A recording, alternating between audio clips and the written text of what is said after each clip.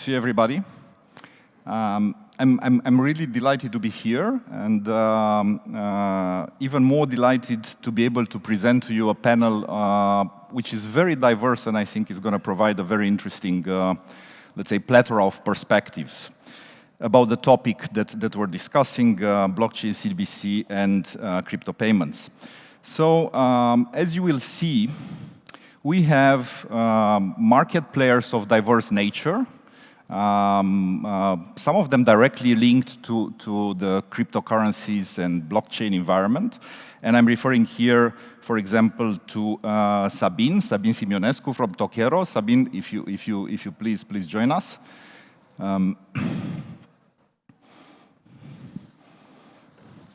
Good to have you here. Please have a seat wherever. Tokero, I'm not going to speak about that, but Tokero is a crypto exchange from Romania. Definitely super exciting.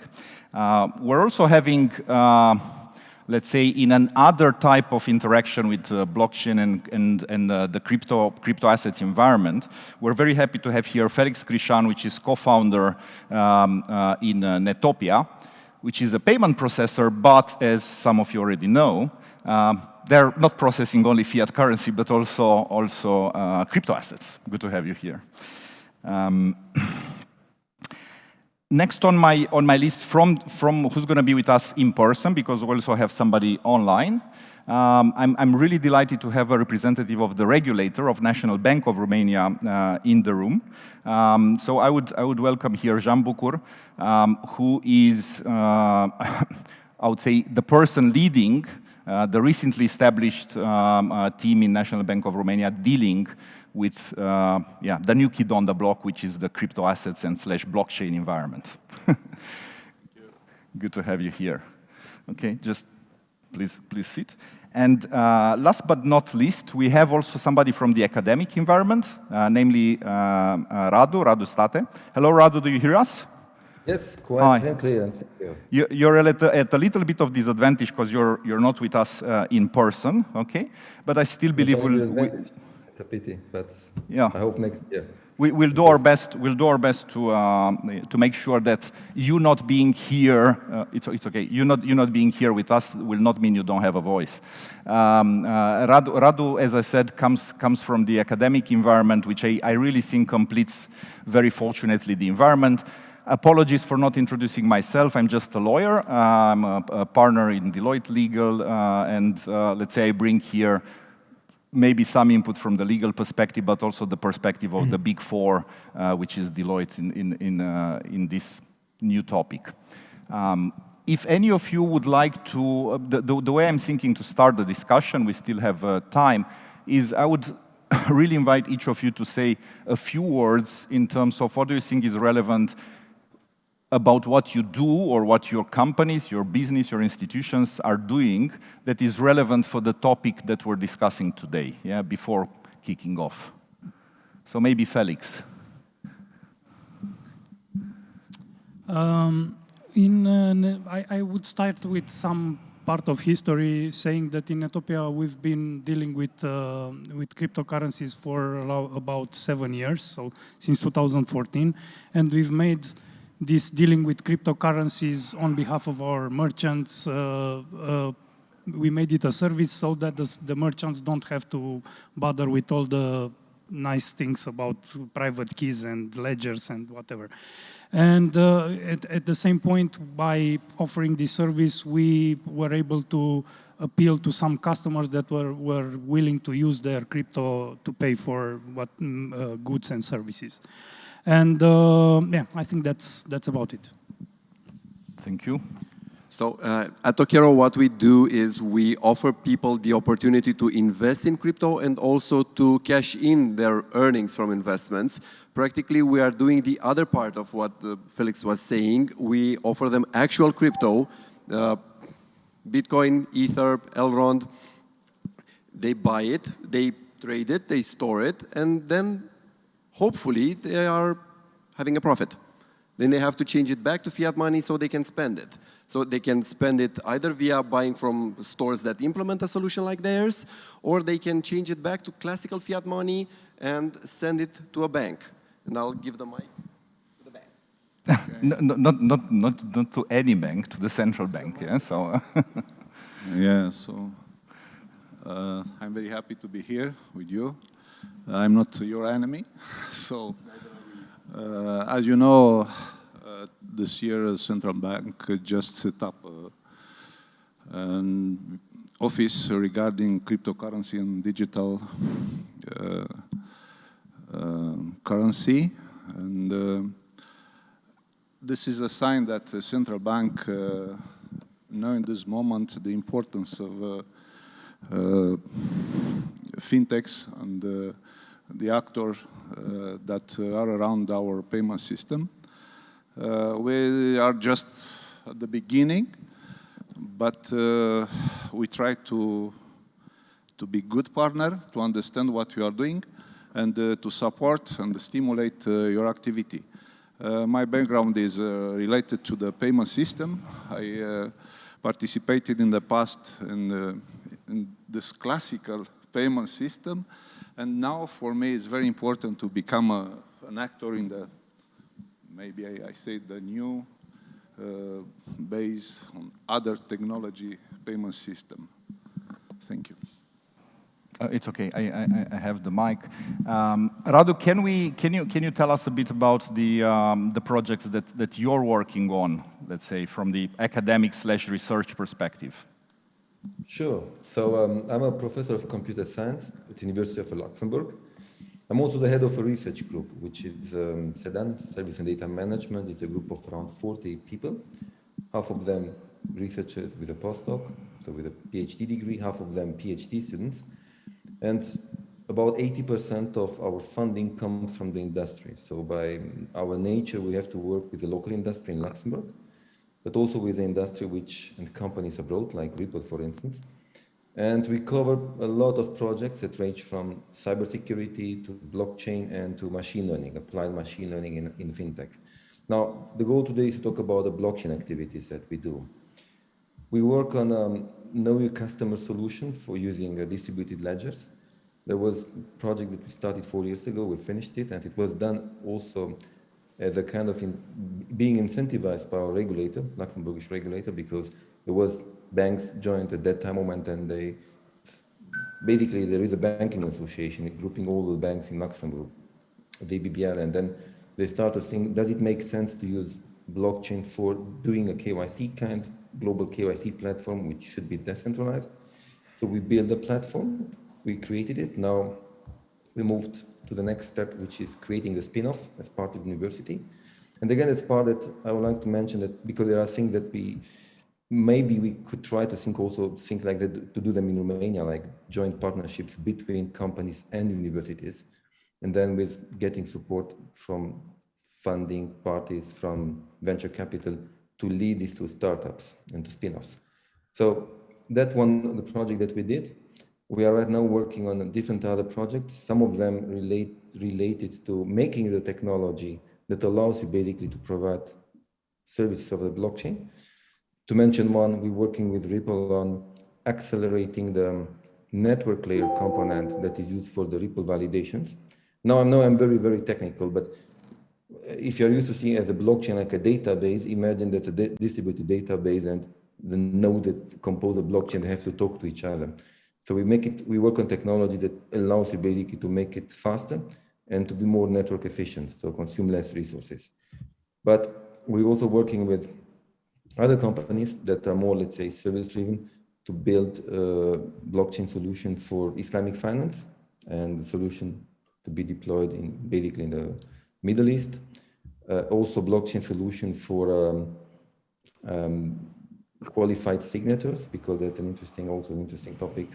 And now blockchain, you can sign whatever you want, but how do you know that the person who is signing on the blockchain is allowed to sign if you think about rights to sign in a certain company?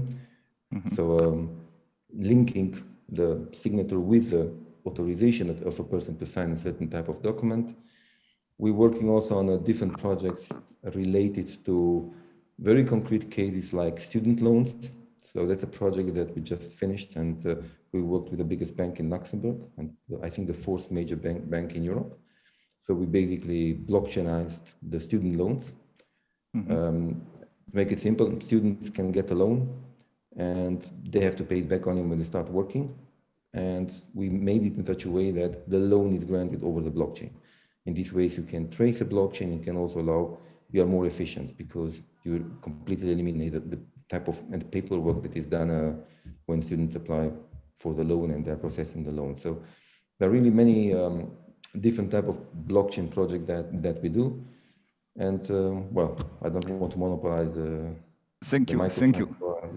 Yeah, I think we can come back on this. You already took quite a deep dive, I would say, technically in projects and use cases. But in a way, I'm happy you did that. Because I would say, generally speaking, the discussion about cryptocurrencies tends to what I would call to fail in just one part of it, which we are all very aware of, right? Crypto assets, generally speaking, are highly speculative, and they may raise a lot of issues, and there are a lot of unknowns, and there's huge volatility, and so on. Yeah? And that's one facet, and that facet has been, I would say, discussed to a very large extent in across media and the institutions and regulators. But there's another facet to it, which is simply about concrete use cases, utilization of blockchain and of cryptocurrency. And if I may say, I don't know what would be the reactions of the other panelists, but people generally tend to separate crypto from blockchain. I mean, like, blockchain is the good word and crypto is the bad word. And you should only use the good word. And people forget that the first public blockchain was the Bitcoin, the one set up by Satoshi Nakamoto, whomever he or she or them were. Okay, so that's one aspect. Second aspect, it's linked directly, and I want to bring the discussion closer to our topic, to the payments topic. Yes, essentially, Bitcoin was conceived as a medium of exchange, as a payment instrument, as a possibility to transfer value from one place to another. And since then, we have a myriad of other layer 1, layer 2 applications and so on in blockchain. So a lot of people are looking at what can you do with blockchain and what can you do with the whole new financial world that cryptocurrencies are bringing. And recently, this summer, Deloitte came up with a survey about blockchain, and interestingly, very large percentages of the organizations that were surveyed, I'm talking like 42%, thought that digital assets and blockchain are going to play an important role in relation to payments. Okay, I mean, it's 42%, and you can imagine that the organizations surveyed are like, serious organizations, well established. Secondly, we know central banks across the world are working on the hypothesis of digital currencies, like CDBCs. And it's more than a hypothesis. In China, it's been tested now for more than a year, I think. Yeah, and there are projects elsewhere. And here we are, central banks. Romania makes no exception. BNR is not exotic in setting up a digital assets team. You have to set it up. It's part of the innovation and so on. Now, I've said a lot of nice things about this world, but there are also question marks. And some of them come from the idea of security. And I think we have a bias because we believe whatever is not monitored centrally may not be secure. Okay, so that's one question, and then there are other questions about AML, possibility to identify identity of people who transfer funds and so on. So I would go towards you, Jean, about central banks' perspective. I've mentioned two potential areas of concern or of attention for central banks, but I'm sure you have much more concrete views than I could speculate about. So I think that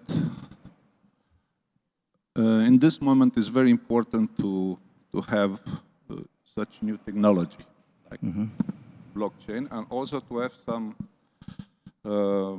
very well-known regulation as AML5, for instance. After some study that we have done at the central bank, our opinion is that the CBDC is a necessity. I think that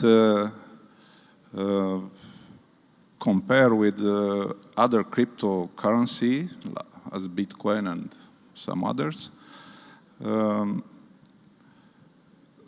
the issuance of CBDC will clarify the role of private money. So the cryptocurrency must be recognized as crypto active, speculative active, and CBDC and TIPS that they discussed last section will clarify, will shape the role of means of payment for CBDC and the role of cryptocurrency for speculative role. I'm just going to challenge you just a little bit with respect to one type of digital assets, which are stablecoins. Okay, people don't really look at stablecoins as speculative digital assets, but more like e-money. Yes, the stablecoin is similar, in my opinion, with the whole situation at the beginning of the banking system, where a bank assume the role of their own money, and that money will cover by the liquidity of the bank to be compatible with. Yeah, so it's like a private currency. Exactly. Yeah. It's, so, in my opinion, is a private money. Okay. Well, which is somehow in line with the draft MiCA, yeah, the European regulation about digital assets, which tends to go towards regulating issuers of stablecoins as e-money institutions. Yeah. Yes, I think that there are technical aspects here, but I'm looking from the business perspective to the money. So in my opinion, the stablecoin are a means to efficient treat the means of payment, okay?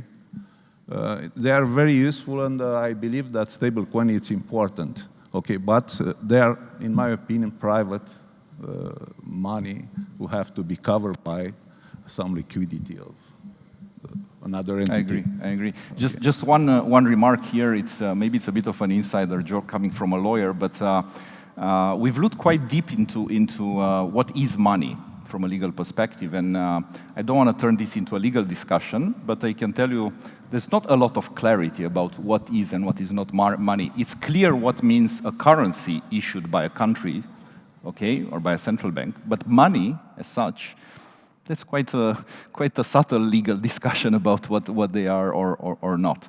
How about let's say from a payment processor perspective?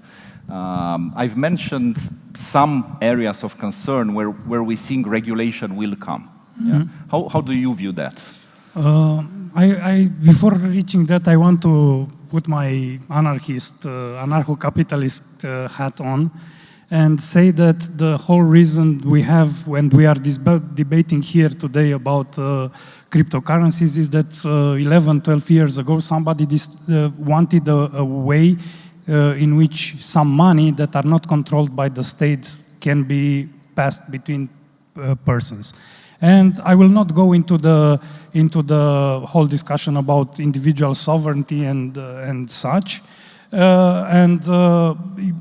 If we keep this philosophy in mind, my belief and a lot of what I do and what we do in Ethiopia is driven by this belief, is that we are talking today about something that happens in a specific way because we were programmed to think about it that way, and then there is a new way, and all the things that we do today, talking about CBDCs and how the stable coins will fit into this scenario or not, are just a bridge for what we will do tomorrow.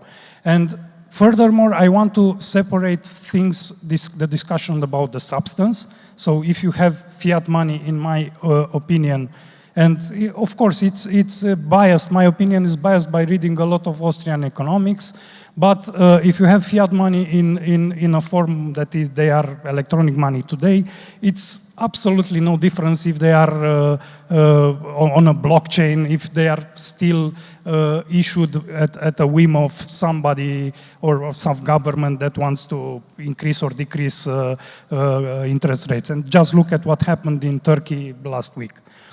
And now if we take the discussion and take this philosophical angle out of the way, and we look at all the technical aspects and the form, so not the substance but the form, I think that a lot of the discussions about stablecoins and CBDC will help familiarize people with the way that blockchains work, with the way that they have to maybe, hopefully, guard their keys, in the idea that there is nobody that can undo their transaction.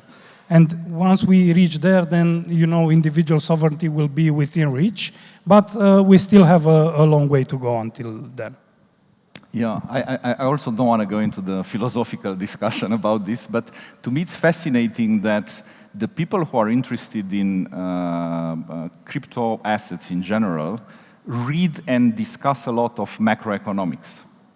It is really super interesting, yeah? And they also tend, you know, on one hand you have the crypto market, super volatile, super speculative, probably manipulated, but on the other hand, the people who are really interested in that, they think very long term. It's apparently a contradiction, yeah? You know, short-term, high-frequency speculative trading versus long-term thinking.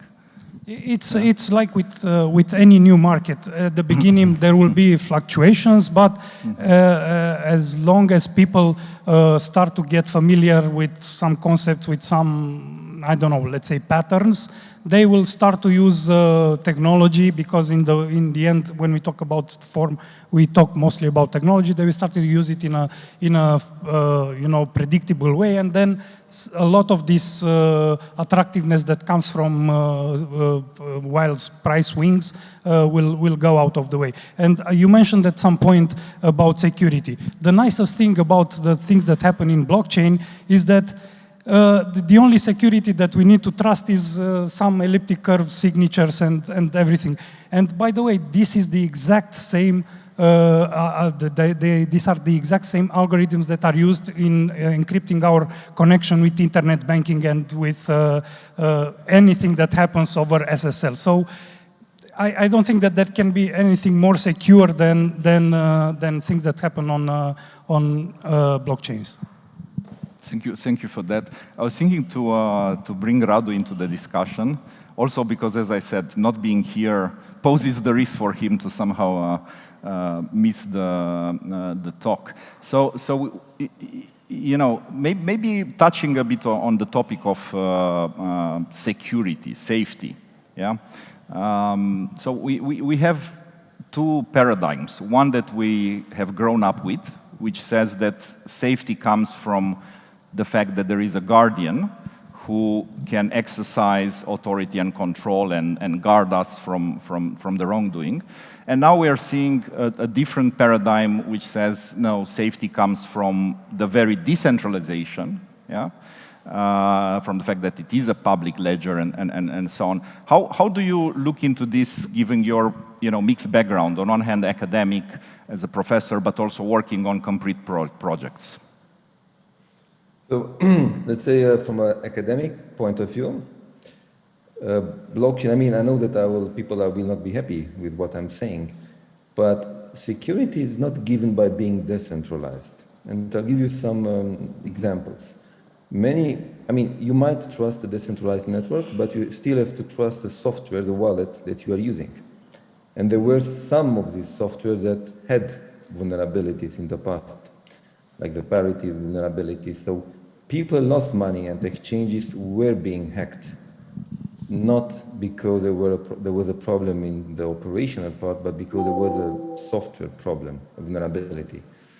Secondly, private key management is essential. So if you think that people, individuals, are able to manage their keys, well, I know someone who basically was an early beginner in the Bitcoin space.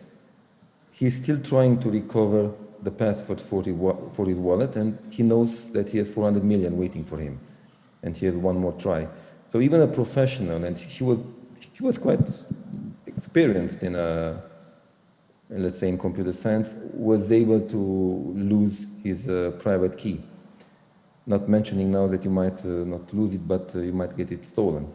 So security is not given. Thirdly, we talked a lot about cryptocurrency, but you also have the smart contracts, so everything running on Ethereum. Again, smart contracts, basically the executable logic that runs on blockchain, on the Ethereum blockchain, have vulnerabilities, and there are many examples. Just search for them on integer overflows, the famous reentrancy attack. So you might trust that the fact that it's being decentralized is secure, but the software is still being written by humans, and humans tend to introduce bugs and vulnerabilities. And finally, which is really, here I'm going into the specific of the decentralized ledger itself, you have front running. I'm not sure if you're familiar with front running. Imagine that you try to, let's make it simple, you're in a decentralized finance scenario and you want to make a transaction. Now, there are bots that are basically watching your transaction, and they will see that maybe they can front run you. Maybe they can do the same transaction that you are doing, but they pay a little bit more. And then they are able to drive the market. They are able to manipulate the market such that if you wanted, let's say, to buy, I don't know, some tokens, you will buy them more expensive. Or if the bot sees that the transaction that you intend to do is a very good financial operation, you want to do a flash, I don't know, something like a flash loan and do it fast, they will do it before you are able to do it. And the only way to bypass or to avoid this attack, this front-running problem, is to go through private miners. So basically you have a private link to a miner, and you are making sure that the miner will push your transaction that you send over a private channel, which, if you think about conceptually, it's completely against the whole idea of blockchain. So I would say that from an academic point of view, but we academics, we tend maybe to look into things probably in too much detail. Security is not a solved problem. But unfortunately, it's not a pure academical problem. I mean, front-running, many people are being front-runned. I will interject here, and I will say that for front-running, there is a solution very easy to solve, and it's a commit reveal scheme. And a couple of weeks, 3-4 weeks back, Vitalik was here in Bucharest, and he talked about a proposal build a separation that will be deployed into ETH2, and this is addressing this problem. I know, but for the moment, it's not there. Well, I think it's always good to be also a bit contrarian. I know there are many solutions, like you might introduce provable delay functions. Make sure that the transaction, you prove that you need a certain delay before you can do it. But for the moment, they are not there, the solutions. That's what I want to say. So thank you for spotting that, and also thank you, Felix, for mentioning there are solutions. I mean, one thing that is fascinating, and one of the reasons I believe that this whole new dimension of our world, which is the world of crypto assets, is going to continue to progress, is the fact that it attracts some of the brightest minds in technology today. Yeah, and that's what helps actually in finding solutions. And just one remark, I mean, there are things that we see in the digital assets world and spot them like front running, but front running before being done by bots and so on is a concept that was very familiar to people working in capital markets. Yes. I mean, there is even a book about it called Flash Boys. Exactly. I mean, it's one of the forms of insider trading, essentially. It's front running. Yes, but in regulated markets, you go to jail if you do it.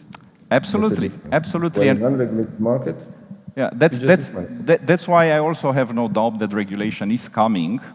And the interesting thing is that most of the people that I listen to and follow about the topic, they actually think it's going to be good for the industry, provided it's not a regulation to kill the industry, but just to regulate the industry. Yeah? I mean, regulation is supposed to give comfort to institutional investors, to legitimize, in a way, the whole industry.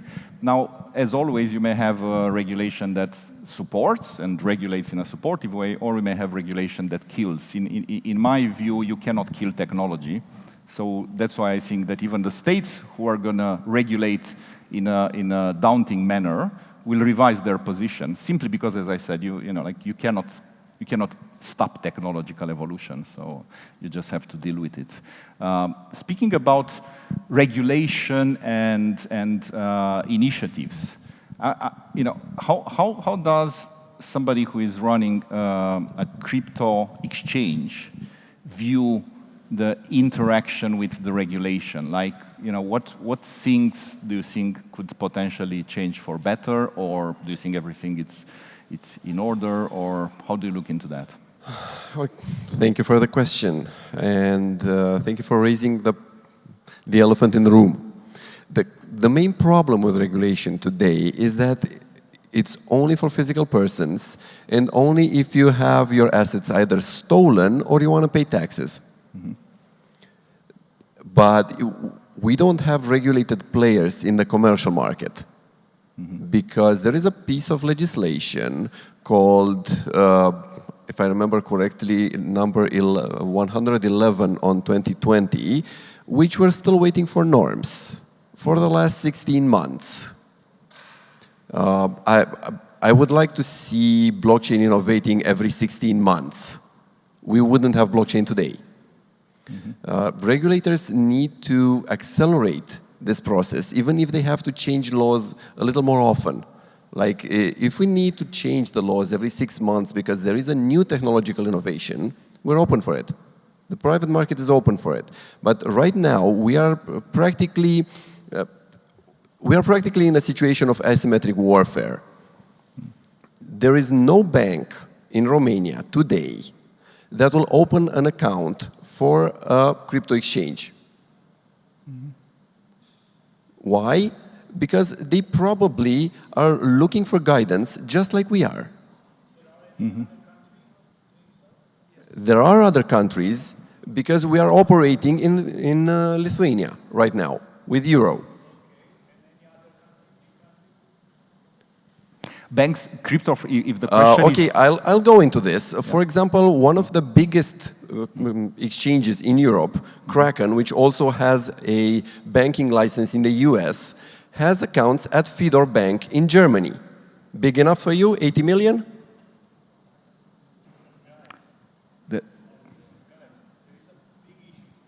Can we have people asking questions? No.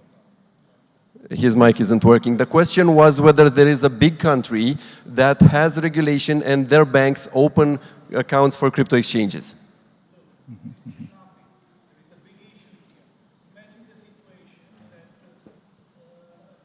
Mm-hmm. You have all the assets in cryptocurrency. How do you imagine a state having a monetary policy with cryptocurrency, let's not say crypto assets and so on? And Felix, you're not right when you say that it's a similar situation. It's by far a big difference between fiat and crypto. Let's face it. I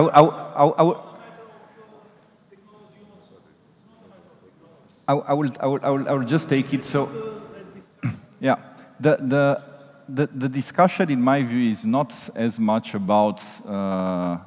Frankly, I also believe that the use of the term currency, okay, for crypto assets, it's not always adequate. Okay. So that's one remark, and it actually generates a lot of confusion. At least from a legal perspective, I can say that most of them are not currencies. Okay, they are digital assets, and that's actually how the European regulator is looking into them, and that's how the regulation is coming out. Okay, I fully understand the need for any state and any central bank any state central bank to have in place proper monetary policy, for example, yeah? And that's why any central bank will want to retain the monopoly of issuing a currency, okay? So there's no debate about that.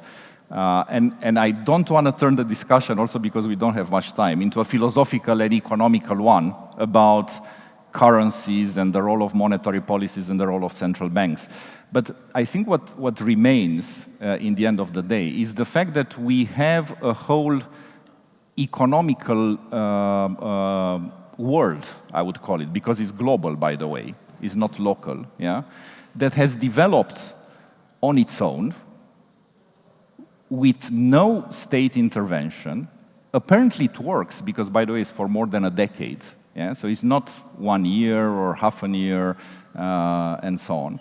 And it has its flaws. It's not perfect, like nothing that is done by human. Yeah? I don't think humans were ever able to do anything perfect. And there's still a lot of things to be worked out. But to me, the fact that, I mean, like what was said here, the industry players, whether they are direct players, like a crypto exchange, or indirect players, like a payment processor, okay, they all would welcome regulation. That is the interesting thing. They're saying, clarify the things for us. And I can confirm what they just said. I mean, there are individuals and companies in particular that have derived income from somehow, either from trading crypto assets or for simply providing services in the crypto environment. Because people don't understand, but you may have money from crypto, not because you've traded crypto, but because you provided services in this environment. Yes. Yeah? And you are paid in crypto. Okay? These companies, and I know Romanian companies, would like to pay taxes. They would like to declare their income and to pay fully their taxes. And they have a problem with the banks. And in my view, that problem is going to be solved. The way I see it, I don't know, Jean, if you have a view or you want to comment on that, but I think it's mostly an AML problem for the banks, because they have a bit of a struggle of lack of clarity how to perform the AML on the source of money, like how to perform the AML on a crypto exchange. Yeah?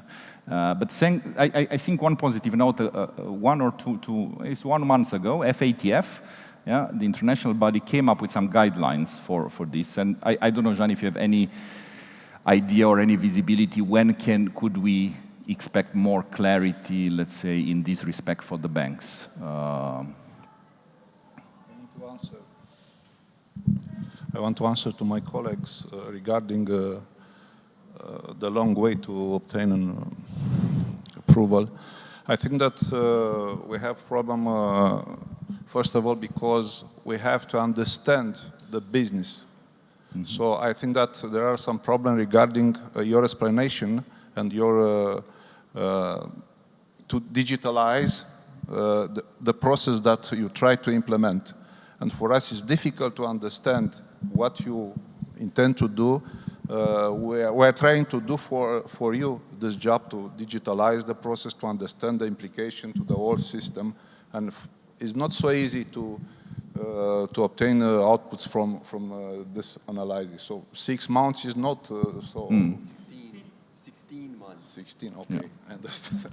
Sorry. It's practically, I think if I speak loud enough, I can be heard on the mics. I don't consider it the fault of the National Bank in this situation, because this was a piece of legislation outputted by the government because we were in an infringement situation with the European Union. And they had to put it out fast so we would stop paying the fines, which I'm okay with, not paying fines from my taxes. But, okay, guys, it's been 16 months and nobody has any idea when that piece of legislation is coming. Yeah. Or whether it is ever coming. And to raise a question on a completely new level, because I don't think we have much time left, I would like to ask this following question. Who will issue money for the first colony on Mars? Which government has the authority to do so? Okay, who does? I would answer to that. For sure, nobody knows. So it will be a moneyless situation, a moneyless colony. But I like how you put it, and yes, there's a lot of imagination in this space. Frankly, just trying to wrap up a bit the discussion because the organizers have let us know that we have kind of exhausted the time.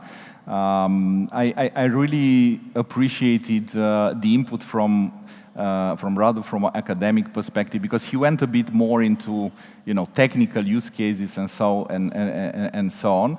I think that was very well completed with Felix, which took a more philosophical perspective than I thought he would. You have raised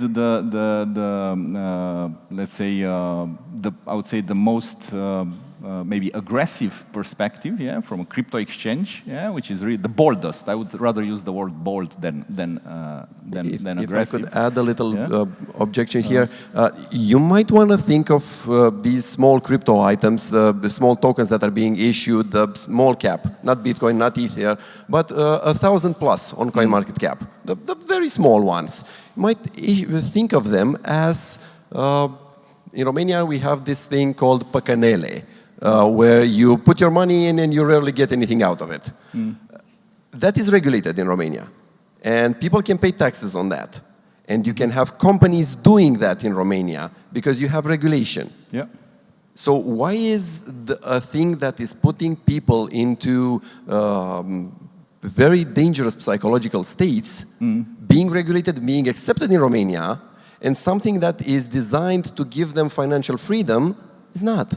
Why is it not accepted yet? That's a fair point, and you're not. Why is everybody shunning on investing in crypto? You're not the only one from this environment who is raising it. I mean, it's a typical argument when people say we should protect individuals from the risk of investing in crypto. Then there is a counter argument: how come gambling is legal? Yeah, so I mean, it's perfectly legal to go and gamble whatever, but it's not legal to invest in certain type of assets. But that's really a deep discussion, because we can go into capital markets, MiFID, and so on. So we're not about, I would say, in my view, the players in the crypto environment should not really try to change radically everything, but to find the bridge between the two worlds, okay? And from that perspective, and somehow I kind of like the idea of concluding maybe on this note. I'm really happy we had with us today a representative of the National Bank of Romania, because the fact that in National Bank of Romania, central bank, we have a team that is looking after the crypto assets, that is gathering knowledge and expertise in that area. I really think it's really very good news, and it's all maybe another concluding note. It's all about innovation, and maybe some people tend to look at the digital assets world as something strange, awkward, super risky. But let's remember, a few years ago at European level, there was a decision to stimulate innovation in payments, and that was initially PSD1. And basically, the states allowed other entities other than banks to deal with payments. And then PSD2 came and was even more pressing the banks, because basically said to the banks, not only there are going to be other players doing payments, but you also have to cooperate with them. You have to open your doors to them. So you have to wonder, why would the regulators do that? And in my mind, the only reason is to stimulate innovation. So the way I see the blockchain and the cryptocurrency world, it's also about innovation. And I do believe that the central banks will continue with the same approach they had with payments, and stimulate innovation in the sector. Or at least let's hope that they'll do that, and let's hope that we all manage the volatility of these new things, like any new thing, in good shape. As I was told that we have reached the time for our event, I think we have to conclude. I don't know if we still have 5 minutes. Okay, great. Are there any questions or challenges then from the audience?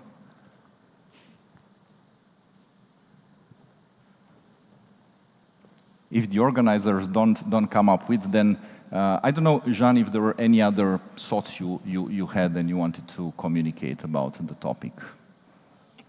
So I hope that. So I hope that we can mark on this event the entry in the technological community, no cash community. I hope that they understand that we are ready to cooperate and to understand better the technology, because this is very important for us to regulate. It's very important. So I hope that you help us to understand, It will be a pleasure to collaborate. okay. This is very important for us. Imagine that it's difficult for us to cover all the acknowledgement around us regarding the technology. You are one team in one national bank, and there are Yeah. thousands of crypto projects being launched monthly. Yeah. It is not possible to cover everything on your own. Yes, I know from some couple of months I felt this. Okay, so I understood that with our community it's difficult to do something because we have to finish. I want to make an announcement for. So today was launched the banknote of 20 lei. Okay. So it's first banknote with a woman picture, maybe you know, and I hope that on one of other no cash event to announce the CBDC, okay, the digital Romanian. So That would be great. I think the organizers would love that. You reminded me about a public discussion I had once organized by somebody else with Lucian Toda from Elrond, and the interviewer said, when are we going to have the e-RON? Yeah. I'm not going to ask you that. I somehow believe that Romania will follow through to whatever will happen at European level, and that would be kind of logical, I guess. But yes, there are various players in Romania that are actually very keen on working jointly with the National Bank of Romania. They're very interested and very open to discuss and to explore possibilities. I think Felix wants to add something. I just wanted to, since you talked about Iran, I just occurred to me that last, I don't know, five days ago or so, with this Mayar exchange that was launched by Elrond, there is a dollar pegged, stable coin that is living inside Elrond. But RON not, because there is no regulation. Yes, initiative is coming, and evolution of technology is happening whether we want it or not, and technology tends to go wherever it's most welcomed. Yeah. So that's what it is. Radu, any final line from your end? Yeah, a few words. It's a pleasure, really a great pleasure to be in the panel, and I really look forward next year to be in person there. I think, as you mentioned, Bitcoin is just a use case for the blockchain. So there are many other applications of blockchain where banks can play a very active role, like thinking about tokenizing venture capital, tokenizing mortgages, using the blockchain for, I know it has nothing to do with banking, but it's a project that makes sense for the file patient, for sharing basically healthcare data, where in fact you don't put the data on the blockchain, but you just make sure that the access rights and the control is done over the blockchain. So there are huge opportunities that can be done with the blockchain, which go beyond just making one more crypto coin and just trying to sell it to whoever wants to buy it. And I think this is useful to think what can be tokenized and to which extent it can streamline some of the processes that can be relevant for the Romanian market. And secondly, why not have Romania playing a more active role, especially since few countries give these licenses to some companies? Why should not the Romanian regulator take the risk and just do it? I mean, if other countries like Lithuania or Estonia are doing it, why should not Romania do it? It might be an opportunity, and it might create a place for companies to get their license in Romania and then passport it to the whole EU. Yeah, very good point. Very good point. Points actually, because there are two that I got from you. One is tokenization of assets. I also believe this is going to be very big in the very near future. It is happening actually, and yes, some legislative adjustments in certain jurisdictions are making tokenization more friendly than others. Still, I maintain that it is possible also in Romania. By the way, there are companies set up by Romanians who are doing tokenization of assets for many years now, okay? Except that they are doing them elsewhere, okay?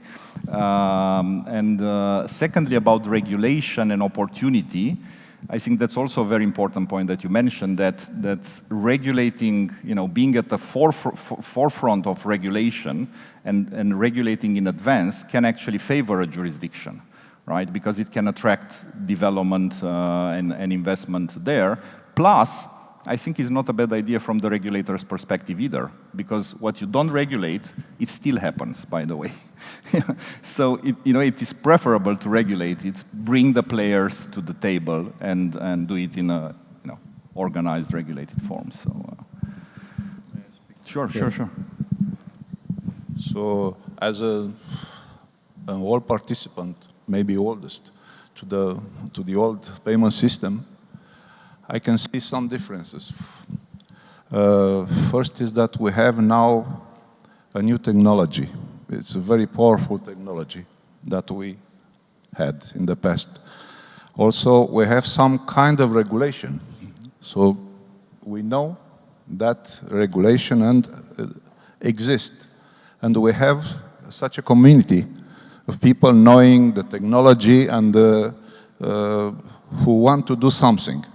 So I think that there are many advantages compared with the people that contribute to the old system in the past. So we have to take in consideration this aspect and to be optimistic. I hope that we can be a country which will recover the steps compared with other countries, like you said earlier. Okay. Thank you.